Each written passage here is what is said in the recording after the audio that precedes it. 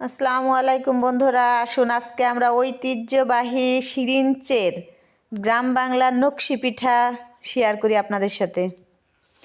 প্রথমে আমরা যে ভাতের চালটা আছে না, ওই চালটা রাত্রে ভিজিয়ে রাখবো।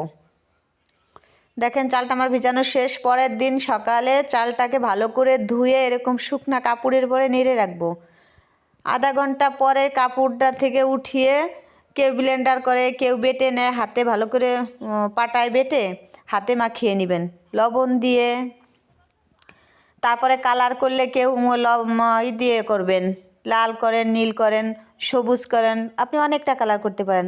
তো পাশে ছিল আমার ছাদের উপরে কলা গাছ, সেখান থেকে আমি কলার পাতা কেটে ভালো করে মুছে এই দেখেন যে পিঠাটা করা শুরু করে দিয়েছি।